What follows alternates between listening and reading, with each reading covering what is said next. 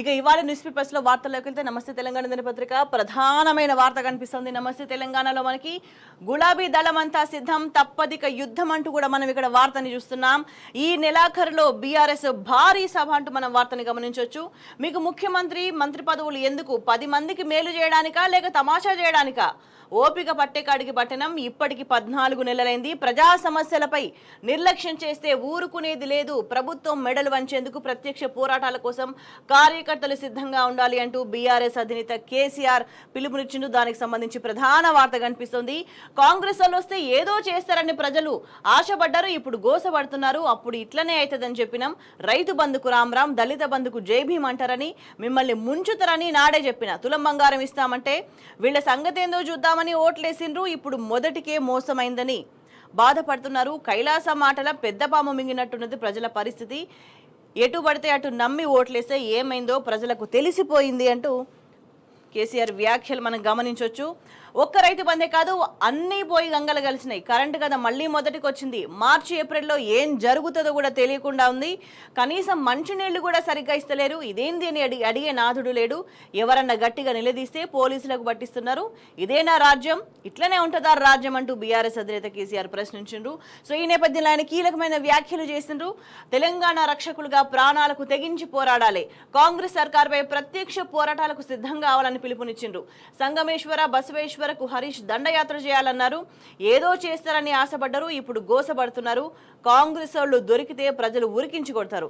Current గద మళ్ళీ మొదటికి మార్చి ఏప్రిల్లో ఎట్లా ఉంటుందో కాంగ్రెస్ తెలితొక్కుతనానికి కాగ్ నివేదిక నిదర్శనమన్నారు. ప్రజా సమస్యలను నిర్లక్ష్యం చేస్తే ప్రభుత్వాన్ని క్షమించమంటూ కూడా వ్యాఖ్యానించిండ్రు. వచ్చేది బీఆర్ఎస్ ప్రభుత్వమే, కాంగ్రెస్ సర్వేనే సాక్ష్యం అంటూ కూడా వ్యాఖ్యానించిండ్రు. ఈ నేపథ్యంలో ఇంకా కీలకమైన ప్రకటనలు కూడా ఆయన చేసిండ్రు. ఈ రోజు నేను గంభీరంగా ఉన్నా, మౌనంగా చూస్తున్నా, త్వరలోనే వస్తా అంటూ కూడా ఆయన స్పష్టం చేసిండ్రు. ప్రజా సమస్యల పరిష్కారంలో కాంగ్రెస్ ప్రభుత్వ వైఫల్యాలపై ప్రత్యక్ష పోరాటాలను లేవదీయాల్సిన సమయం ఆసన్నమైందని కూడా అన్నారు. తెలంగాణ కోసమే పుట్టిన పార్టీ బీఆర్ఎస్ అని, రాష్ట్రంలో ఉన్న ప్రతి ఒక్కరికి మేలు జరిగేదాకా బీఆర్ఎస్ పార్టీ రక్షణ కవచంలా నిలుస్తుందని కూడా ఆయన వ్యాఖ్యానించిండ్రు. ఫిబ్రవరి నెలాఖరులో ఒక బహిరంగ సభ పెట్టుకుందాం, తెలంగాణ శక్తి ఏందో మళ్ళొక్కసారి చూపి వీళ్ల మెడలు వంచి భవిష్యత్తు కోసం రాజీ లేని పోరాటం చేస్తామని కూడా అన్నారు. శుక్రవారం ఎర్రవల్లి వ్యవసాయ క్షేత్రంలో సంగారెడ్డి జిల్లా జరాసంగం మండలం మేదపల్లి మాజీ సర్పంచ్ పరమేశ్వర్ పటేల్ ఆధ్వర్యంలో పాదయాత్రకు వచ్చిన కార్యకర్తలను కలిసి ఆయన ఇటువంటి వ్యాఖ్యలు చేసిండ్రు. సో ఈ వ్యాఖ్యల నేపథ్యంలో రాష్ట్రంలో ఏం జరిగింది అని అంటే కాంగ్రెస్లో గడగడ మొదలైందని చెప్పొచ్చు. దానికి సంబంధించి చూస్తున్నాం. గంట స్పీచ్కే కాంగ్రెస్ గడగడ అంటూ మనం గమనించవచ్చు వార్తని. 5 గంటల్లో 8 మంది కాంగ్రెస్ నేతలు మీడియా ముందుకు వచ్చిండ్రు. సీఎం మొదలుకొని అద్దంకి దాకా కేసీఆర్ను తిట్టేందుకు పోటీ పడ్డారు. బ్యాలెన్స్ కోల్పోయిన రేవంత్ బీఆర్ఎస్ ముఖ్యులపై దూషణ అంటూ కూడా మనం వార్తను గమనించవచ్చు. కేసీఆర్ స్పీచ్కు స్పందించిన నేతలు అంటూ కూడా మనం ఇక్కడ చూస్తే రేవంత్, మహేష్ కుమార్ గౌడ్, పొంగులేటి, కోమటిరెడ్డి, మల్లు రవి, ఆది శ్రీనివాస్, జగ్గారెడ్డి, అద్దంకి వీళ్ళంతా కూడా పోటీలు పడి రోజు ప్రగల్భాలు పలుకుతూ ఉంటారు. కానీ ఆయన ఒక గంట సేపు మాట్లాడితే మొత్తం అల్లకల్లోలమైపోయిన పరిస్థితి కనిపిస్తుంది. ఇంకోవైపు ఇక్కడ గమనిస్తే నాడు స్వర్ణయుగం, నేడు కర్మయుగం అంటూ కూడా గతంలో ఎట్లా ఉండేది పరిస్థితి, ఇప్పుడు ఎట్లా ఉందనే దానికి నిదర్శనంగా ఫోటోలే సాక్ష్యంగా కనిపిస్తున్న పరిస్థితి. సో ఇక్కడ చూస్తే బీఆర్ఎస్ హయాంలో ఎస్ఆర్ఎస్పీ కాలువ ద్వారా గోదావరి నీళ్లు పారి బొల్లంపల్లి చెరువు కింద కలకలరాడుతున్న వరి పొలాలు అంటూ వార్త చూస్తున్నాం.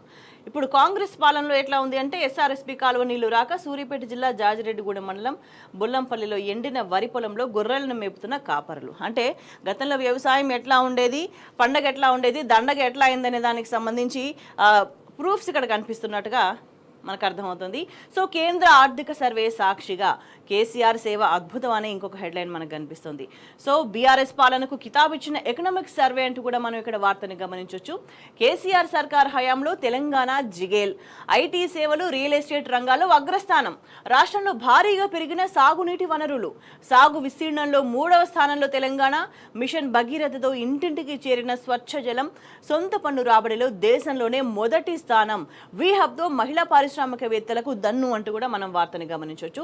2020 24-25 ఆర్థిక సర్వే గణాంకాలు ఇది సుస్పష్టమైన విషయాన్ని కూడా మనం గమనించవచ్చు. అయితే 10 ఏళ్లలో బీఆర్ఎస్ ప్రభుత్వం వ్యవసాయానికి సాగునీటి రంగానికి చేసింది ఏమీ లేదు అని కాంగ్రెస్ చేస్తున్న అడ్డగోలు విమర్శలు వాస్తవానికి దూరం అనేది ఈ నివేదికతో తేటతెల్లం అయిపోయింది. తెలంగాణలో భూముల విలువను పెంచడంలో, ఐటీ సేవా రంగాన్ని విస్తరించడంలో కేసీఆర్ ప్రభుత్వ కృషి ఏంటో అనేది కూడా ఈ నివేదికతో సుస్పష్టమైపోయింది. కేసీఆర్ పాలనలో రాష్ట్రం అభివృద్ధి చెందలేదు అన్న బీజేపీ నేతల వ్యాఖ్యలకు కేంద్రంలోని ఎన్డీఏ ప్రభుత్వమే లెక్కలతో సహా ముఖం పగిలే విధంగా సమాధానం ఇచ్చింది. కేంద్ర ప్రభుత్వం శుక్రవారం పార్లమెంట్లో ప్రవేశపెట్టిన 24-25 ఆర్థిక గణాంక సర్వే నివేదిక కేసీఆర్ ప్రభుత్వ హయాంలో తెలంగాణ సాధించిన విజయాలకు సంబంధించి స్పష్టం చేసిన విషయం చాలా క్లియర్గా కనిపిస్తుంది. ఇంకొక వైపు చూస్తే అసెంబ్లీ ఆఖరి దాకా అంతే సంగత అంటూ మనకి ఇంకో వార్త కనిపిస్తోంది. సహేతుక సమయం అంటే సభాకాలం అయిపోవడమా అంటూ ఎమ్మెల్యేల అనర్హత పిటిషన్లకు సంబంధించి సుప్రీంకోర్టు సూటి ప్రశ్న వేసిన సందర్భం కనిపిస్తుంది. దానికి సంబంధించిన వార్త ఇది. అయితే నోటీసుల జారీకే 10 నెలల సమయం తీసుకుంటారా అంటూ కూడా క్వశ్చన్ చేసింది. ఫిరాయింపు ఎమ్మెల్యేలపై చర్యలు ఎప్పుడు వారంలో చెప్పండి అంటూ తెలంగాణ అసెంబ్లీ కార్యదర్శిని సుప్రీంకోర్టు ఆదేశించిన వార్త ఇది.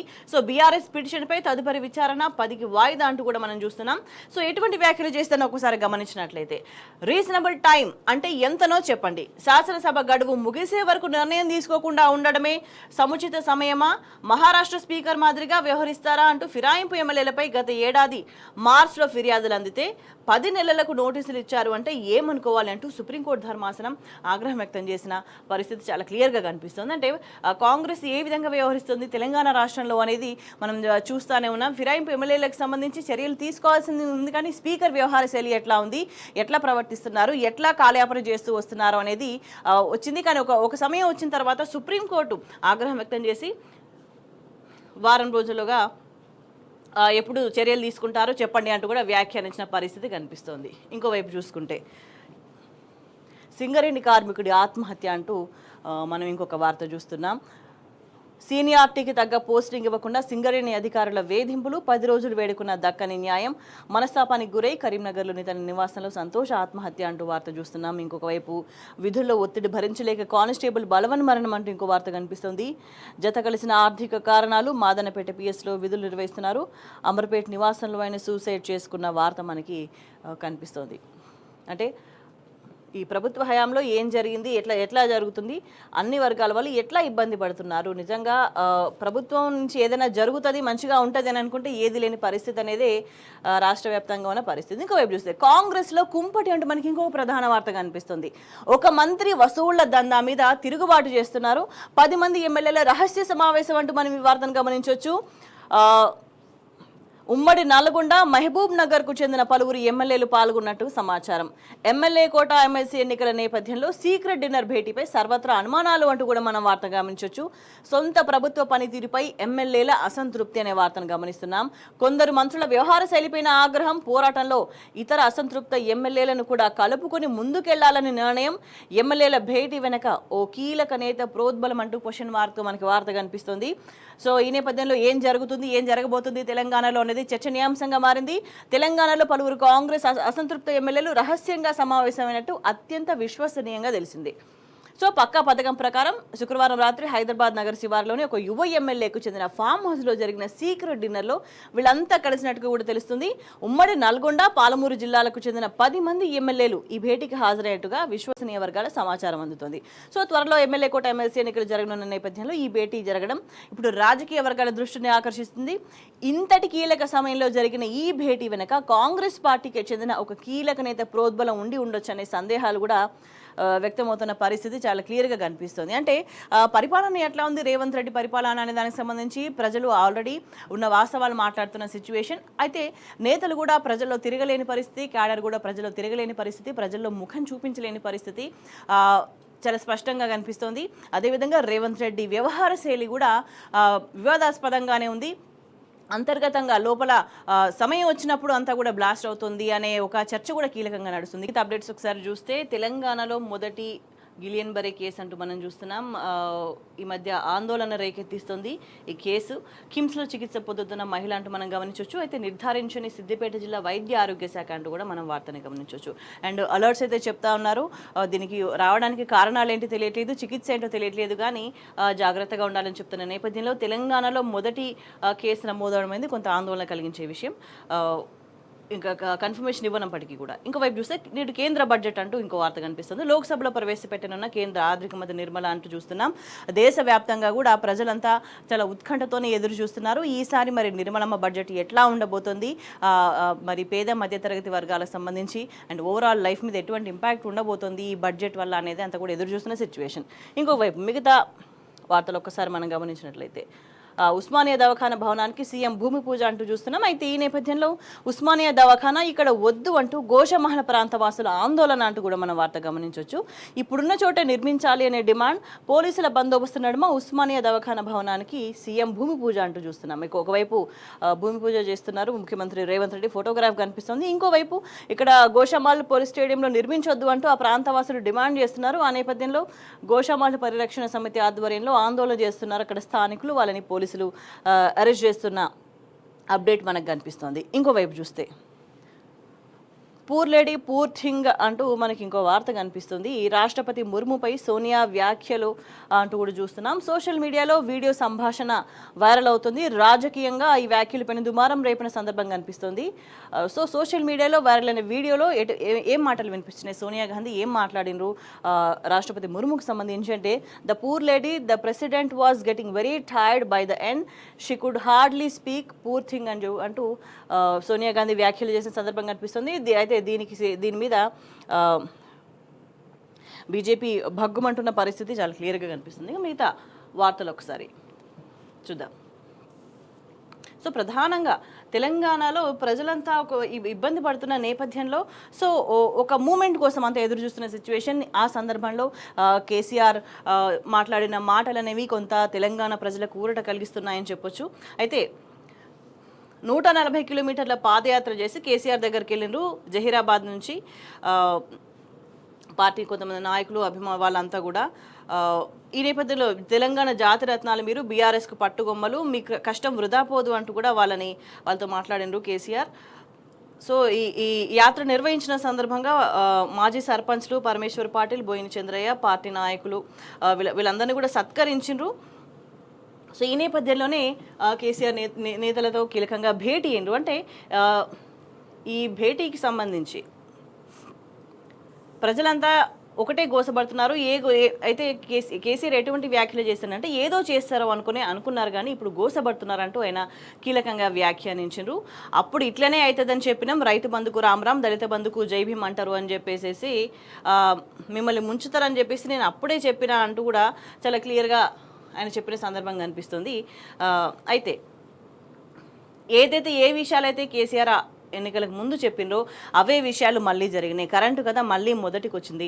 రైతులు ఏ విధంగా ఇబ్బంది పడుతున్నారు అనేది చాలా క్లియర్గా చూస్తున్నాం. ఇంకోవైపు సంగమేశ్వర బసవేశ్వర కోసం దండయాత్ర అంటూ కూడా మనం ఇక్కడ గమనించవచ్చు. అంటే గోదావరి నుంచి నీళ్లు తెచ్చుకున్నాం, మంచినీళ్లు తెచ్చుకున్నాం. జహీరాబాద్ నియోజకవర్గంలో సంగమేశ్వర బసవేశ్వర లిఫ్ట్లను బీఆర్ఎస్ ప్రభుత్వం మంజూరు చేస్తే కాంగ్రెస్ ప్రభుత్వం పనులు ఆపి రైతులను ఎందుకు ఇబ్బంది పెడుతుంది అంటూ కేసీఆర్ ఆగ్రహం వ్యక్తం చేసిన సందర్భం కనిపిస్తుంది.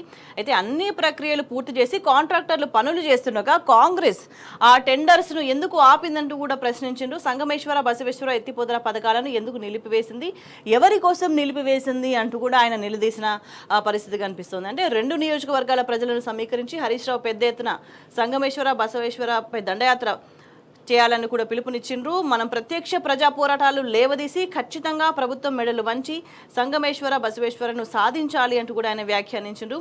అటువంటి పోరాటానికి నేను కూడా మీతోనే ఉంటా అంటూ కూడా ఆయన తేల్చి చెప్పిన పరిస్థితి.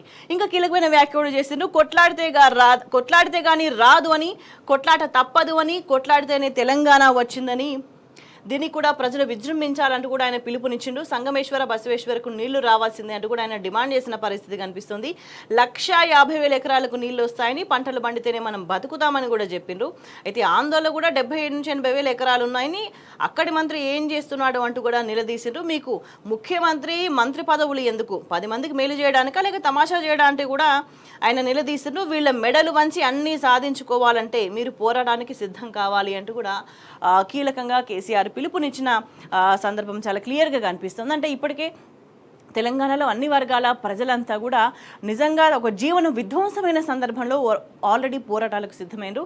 అయితే పోరాటం చేస్తున్న వాళ్ళని, ప్రశ్నిస్తున్న వాళ్ళని, ఆందోళన చేస్తున్న వాళ్ళపైన కూడా ప్రభుత్వం దౌర్జన్యం చేసిన పరిస్థితి కనిపిస్తుంది. అంటే ఎట్లా అయితే పోరాడి తెలంగాణను సాధించుకున్నామో, ఎట్లా అయితే పోరాటం తప్పలేదో ఇప్పుడు కూడా మళ్ళీ పోరాటం చేయక తప్పదు, అంత సిద్ధంగా ఉండాలంటూ కూడా కేసీఆర్ చేసిన కీలక వ్యాఖ్యల సారాంశం. అయితే ఇంకొక వైపు తప్పుడు ప్రచారాలు చేసుకుంటా వస్తుంది కాంగ్రెస్ ప్రభుత్వం. గతంలో మొత్తం ఏదో నాశనం అయిపోయిందంటూ తప్పుడు ప్రచారాలు చేసుకుంటా వస్తుంది. కానీ వాటిని పటాపంచలు చేస్తూ వరుసగా ఏదో ఒక నివేదికలో వాస్తవాలను కూడా బయటకు వస్తున్నాయి. దానికి సంబంధించి కూడా కీలక వ్యాఖ్యలు చేసిండు.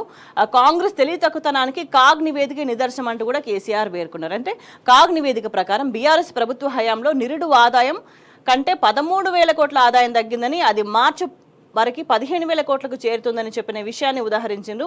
సో 4-5 నెలలైతే జీతాలు పెండింగ్ పెడతారు, ఇంకా కొంతకాలం గడిస్తే రాష్ట్రం తీవ్ర ఆర్థిక ఒడిదుడుకులను ఎదుర్కొంటుంది అంటూ ఆర్థిక నిపుణులు చెప్తున్నారు. రిటైర్డ్ ఉద్యోగులకు బెనిఫిట్స్ కూడా సరిగ్గా ఇస్తలేరు అంటూ కూడా కేసీఆర్ పేర్కొన్నారు. సో ఇట్లానే వదిలేస్తే ఆగం చేస్తారని, వీళ్ళ మెడలు వంచాల్సిందేనని, ఇక ప్రజా పోరాటాల్లో తాను కూడా పాల్గొంటాను అని కేసీఆర్ తేల్చి చెప్పిన సందర్భం కనిపిస్తోంది. ఇంకో కీలక వ్యాఖ్యలు కూడా చేసిండ్రు. అందరి మంచి కోసం పాటుపడేది బీఆర్ఎస్ఏ. మనకు కులం లేదు, మతం లేదు, జాతి లేదు. తెలంగాణలో ఉన్న ప్రతి బిడ్డ మన బిడ్డే. ప్రాణం పోయినా సరే తెలంగాణకు రక్షకుల మనం తెగించి కొట్లాడాల్సిందే, కొట్లాడి తీరాల్సిందే. అవసరమైతే ప్రత్యక్ష ప్రజా పోరాటాలను లేవదీసైనా సరే మన ప్రాజెక్టులు, నీళ్లు సాధించుకోవాలి, ప్రజలకు న్యాయం జరిగేదాకా కొట్లాడాలి అంటూ కేసీఆర్ చేసిన వ్యాఖ్యలు కీలకంగా మనం గమనించవచ్చు. సో ఇదే తెలంగాణ ప్రజలకు కావాల్సిందంటే ఇట్లా కాపాడుకునే పరిస్థితి లేకనే కాంగ్రెస్ ప్రభుత్వ హయాంలో తెలంగాణ మొత్తం కూడా ఆగమైపోయిన పరిస్థితి. ఇప్పటికే ప్రజలు ఏ విధంగా ఇబ్బంది పడుతున్నారు, ఏ స్థాయిలో నిజంగా అంటే కనీసం బతుకు మీద కూడా భరోసా లేని ఒక సిచ్యువేషన్, ఆత్మహత్యలకు పాల్పడుతున్న దారుణమైన పరిస్థితి కాంగ్రెస్ హయాంలో కనిపిస్తుంది. సో ఇక్కడ గమనిస్తే కేసీఆర్ మాటలు కాంగ్రెస్ గుండెల్లో తూటాలు అంటూ కూడా మనం చూస్తున్నాం. సో ఈ ప్రసంగంతో ఉలిక్కిపడ్డారు.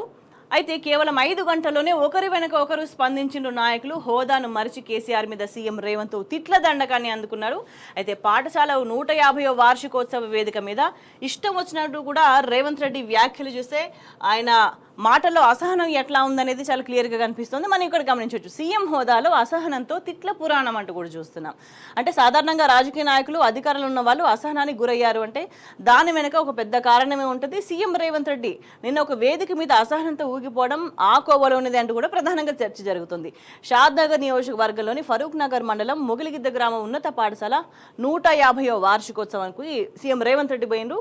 సో అక్కడ మాజీ ముఖ్యమంత్రులు బూర్గుల రామకృష్ణారావు, మర్రి చెన్నారెడ్డి, యూపీ మాజీ గవర్నర్ సత్యనారాయణ రెడ్డి, మాజీ విద్యాశాఖ మంత్రి శ్రీనివాసరావు, విద్యావేత్త ప్రొఫెసర్ హరగోపాల్, ఇటువంటి ప్రముఖులు అందించిన ఉన్నత పాఠశాల అది. సో ఆ ప్రోగ్రామ్కి హైప్ వచ్చింది. ఇటువంటి ప్రోగ్రాంలో తెలంగాణ సీఎం ఏం మాట్లాడతారు, అక్కడ చదువుకున్న ప్రముఖుల స్ఫూర్తిని తన ప్రసంగంలో విద్యార్థులకు ఎట్లా అందిస్తారు అని అంతా ఎదురు చూసిండ్రు. కానీ ఆ కార్యక్రమానికి పోయిన సీఎం రేవంత్ రెడ్డి ఏం మాట్లాడిండ్రు అని అంటే అటువంటి గొప్ప వేదికను రాజకీయం చేసి పాడేసిండ్రు.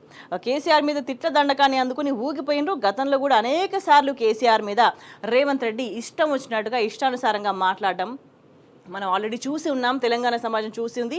అయితే నిన్న మాత్రం ఫామ్ హౌస్లో ఆత్మీయ సమావేశంలో కేసీఆర్ చెప్పిన వాస్తవాలు, ఎక్స్లో కాంగ్రెస్ సెల్ఫ్ గోల్ మీద ప్రజల్లో అబాసు పాలైన తీరు మీద జరుగుతున్న చర్చను పక్కదారి పట్టించడానికి తీవ్రంగా ప్రయత్నించినట్టుగా అర్థమవుతుంది.